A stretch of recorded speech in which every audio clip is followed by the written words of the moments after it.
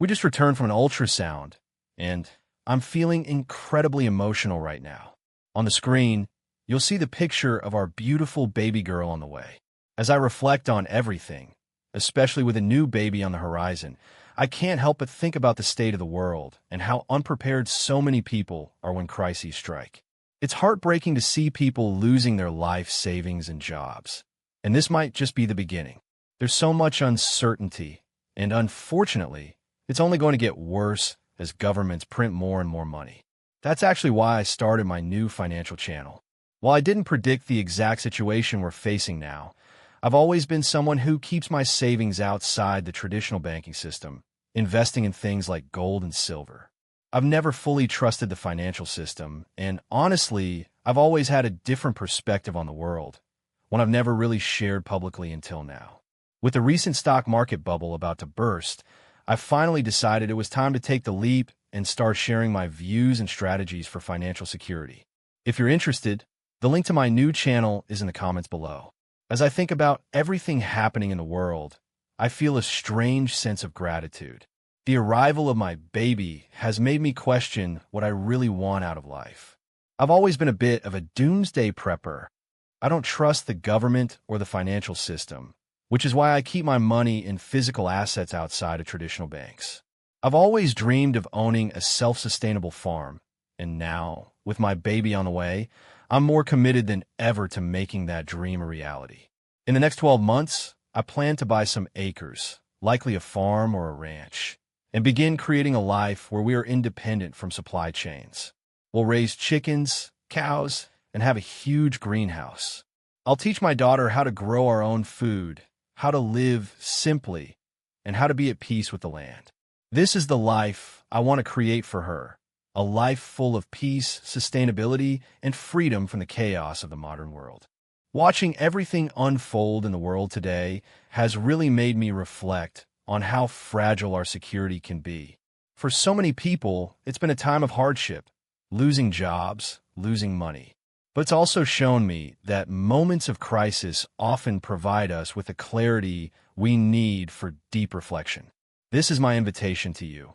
Once the dust settles and things return to some form of normalcy, take a moment to ask yourself what you truly want from life.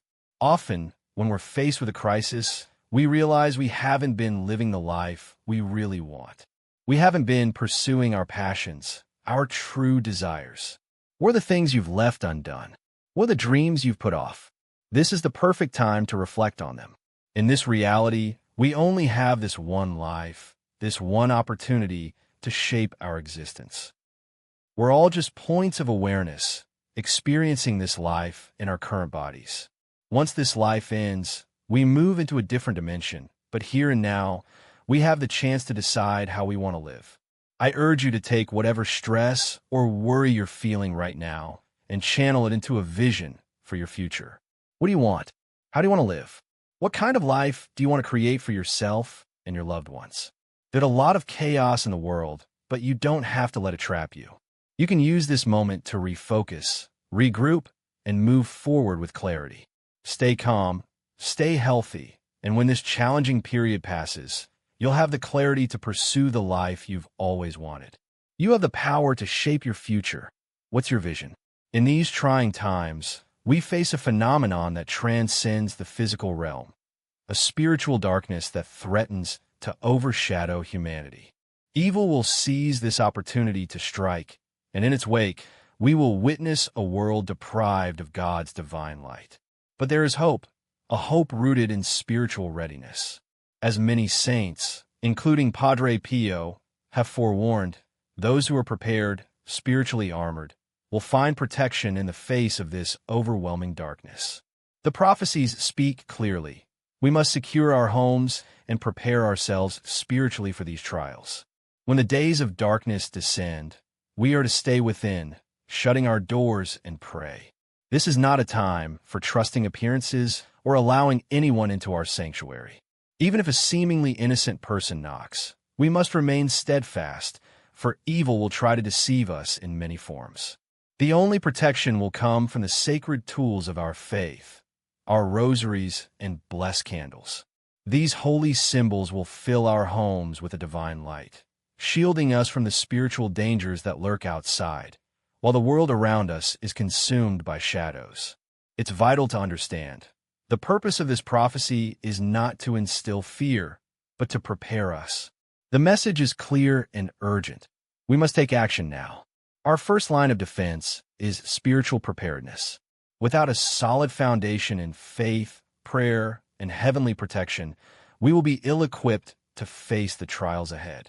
The signs are becoming more evident every day, and the warnings have been given. The time for action is now, not tomorrow, not next week. If we wait too long, it may be too late. It is not enough to simply hope things will resolve themselves. We must act.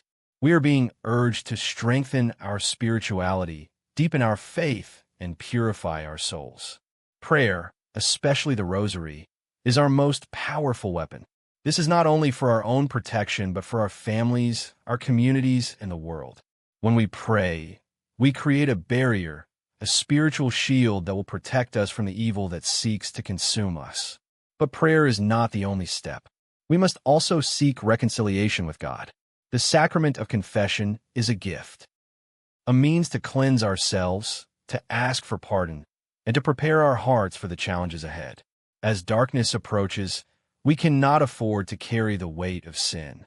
Now is the time to seek spiritual renewal, to let go of the burdens that would weigh us down when the storm arrives. We must prepare our homes as well. Display crucifixes, place blessed candles, and surround ourselves with sacramentals. These are not mere decorations. They are powerful spiritual tools that serve as symbols of God's presence and protection. Alone, faith may seem fragile, but when united with these holy items, it becomes a fortress against the forces of evil. We cannot face this alone. Unity is key. We must join together, family, friends, and community, strengthening one another in prayer and support. As the Virgin Mary has consistently emphasized, the power of communal prayer cannot be overstated. When we come together in faith, we amplify the spiritual energy that surrounds us. Group prayer is not just a source of comfort. It is a force capable of healing, overcoming obstacles, and shielding us from the most dangerous forces. But prayer alone is not enough. We must also reach out to those in need, offering acts of kindness, compassion, and charity. In these times of darkness, our good deeds will be the light that reflects God's love into the world. Every small act of generosity brings us closer to the divine, shining as a beacon of hope in a world that desperately needs it. This is not a time to be passive or complacent. Now is the moment to fortify our hearts, our homes, and our communities with the strength of our faith and the power of prayer. Together, we can withstand the trials ahead and, in doing so, bring the light of God's love into the world. Let us not delay. Let us rise to the call and prepare spiritually, physically, and emotionally for the days to come.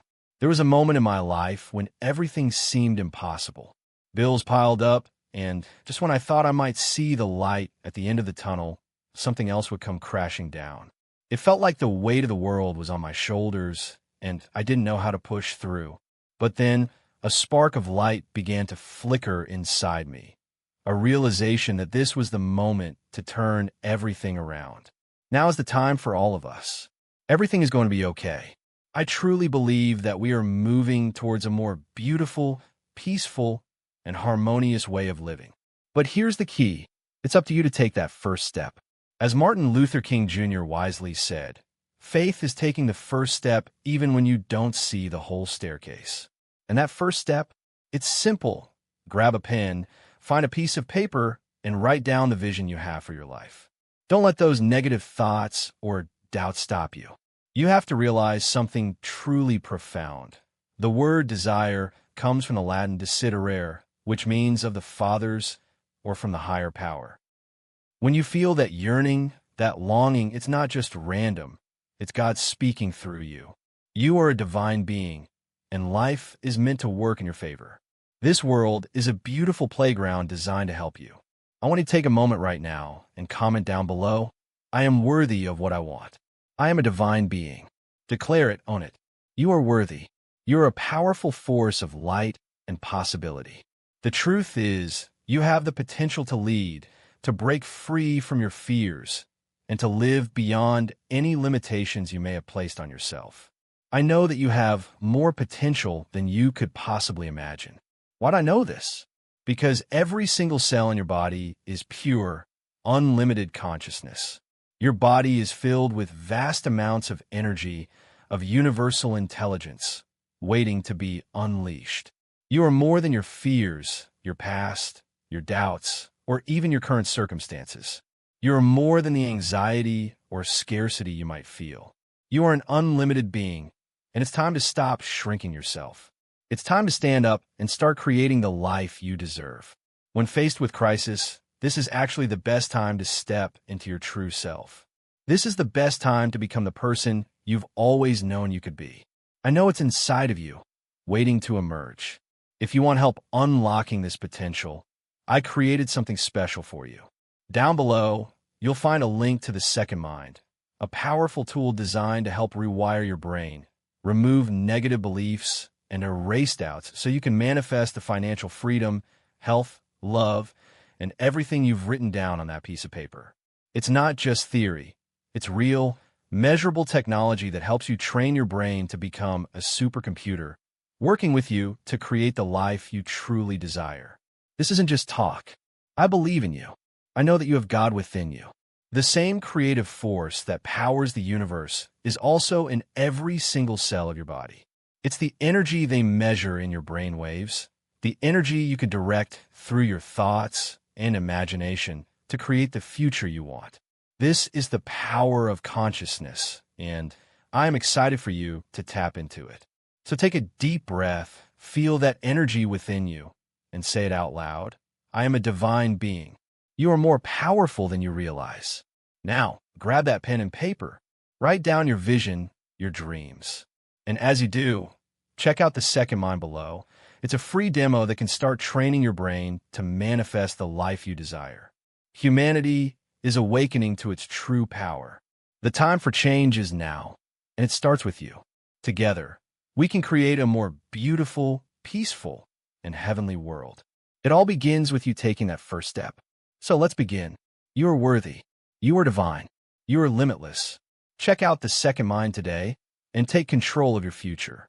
I believe in you.